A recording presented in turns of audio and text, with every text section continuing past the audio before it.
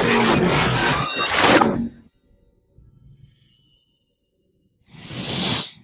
guys, welcome back to the channel. I hope you guys are doing fantastic. It's getting dark, but you know what? I got a couple videos I had to do, and I was actually recording, and little Manny wanted to go on a walk, and you know what? I went on a walk with little Manny, and of course Stacy, my wife, right?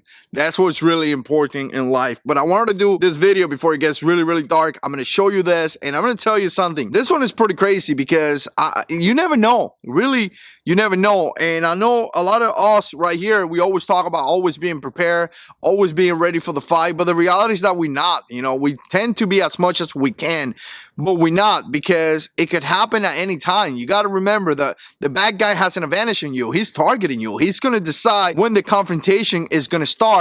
And if he times it right, he may get you in a vulnerable position, right? And as you can see in this video you're about to see, the guy was watching his car in front of his house, watching his car.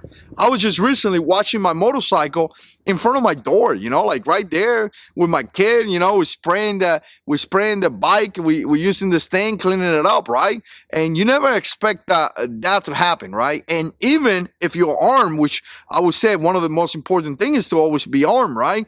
But really, do you expect to be, you know, that happened to you in front of your house? The regular guy doesn't. I know some of you guys are always armed, and God bless you guys and all that, but the basic concealed carrier guy that is cleaning his car in his driveway probably is not. So maybe we could learn something about this case, right? The chances or the threat is real, and in my opinion, you know, anything could happen at any time. So again, the guy's watching his car, two criminals come, take him out of the car, one put a pistol to his head, and check this out.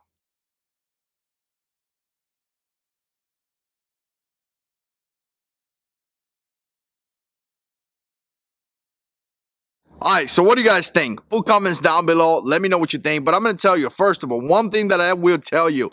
If a guy put a gun to your head, you're probably going to have to comply. You really are. Because really, your chances are completely gone. You know, a gun to your head, as you can see in this video, this dude wasn't playing around. He said he was gonna, you know, do bad things to him and put a gun to your head. I'm not saying that you shouldn't defend yourself. I'm just saying that you should find that very specific a moment in life to be able to do if you're armed. In this case, guys, this guy is not armed. You have no chances. You are literally at the mercy of those two guys. Even if you had a gun, you were pretty much at their mercy into something happen that may give you an opportunity to take your gun and fight, right? But again, you know, most likely you're not going to have that opportunity. These two guys are really straightforward. One guy is holding him down, the other guy as well. They're taking their stuff. They have a gun to the head. So in my opinion right there, you know what? You kind of like complying, giving whatever they want. You know you got cameras. You know you got a way to identify them later on and most likely let them go. And here's the thing that a lot of guys get into an argument. When a person does this, when a person, and this is a debatable topic, some of you guys will argue with me, but if a person takes your wallet, and even if you're armed and the guy is running away, let him run away. Really let him run away. Because, and this, again, this is just my opinion. What are you going to do? You're going to take your gun and start shooting? You're responsible for every round. At that particular moment when the guy is running away from you, even though he took his your wallet, he's really not causing deadly force. Are you no more in that specific situation is running away? So if you start shooting for whatever reason, you know, and you shoot a kid or something like that, you shoot somebody, you're going to go to jail. That is the reality. That's how it goes, you know. So again, you know, in this case, this is a horrible situation because really the guy has no chances. He has a gun to his head. There's multiple suspects. They're taking his money.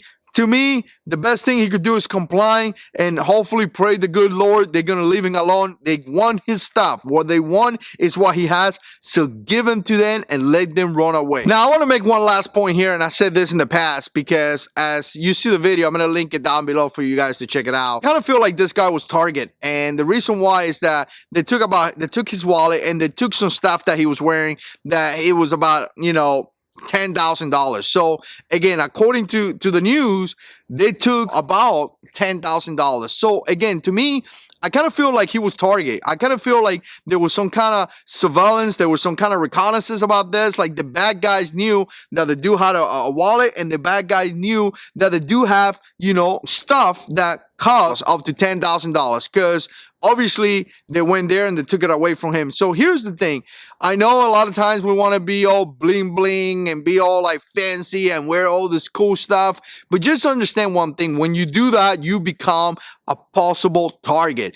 Criminals are looking around, watching you. Criminals are looking around to see what you have. I'm not even talking about this, guys. I'm talking about in general. If you're a lady and you're wearing a $10,000 wedding ring, do you know that if somebody sees you wearing that stuff, they could target you? They could, you know, throw you against some place and take it away, because criminals are looking for weak targets that have possessions that they could take it away and make money. They're not looking for hard targets that they don't have anything. Like me, pretty much. I mean, what are you gonna do? You know, I don't wear any fancy clothes, and you know, my wedding band right now is a little rubber. Which, by the way, if you're a working man, this is the best thing ever. I'm gonna link them down below. This thing is awesome, man.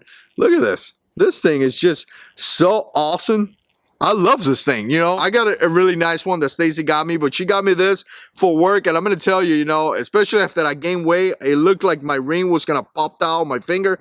This thing is so awesome. But anyway, sidetrack. What are you gonna do? Take my, you know, 3 for $10 ring? I mean, again, you know, I'm trying to live a life where I'm not being too flashy. Some of these guys, you know, again, you know, it's up to you. We live in a great country. If you want to be flashy, but just know that when you're flashy, people could target you and things like this could happen. Anyway, this was a horrible situation. Let me know what you think. Put comments down below. And as always, God is in control.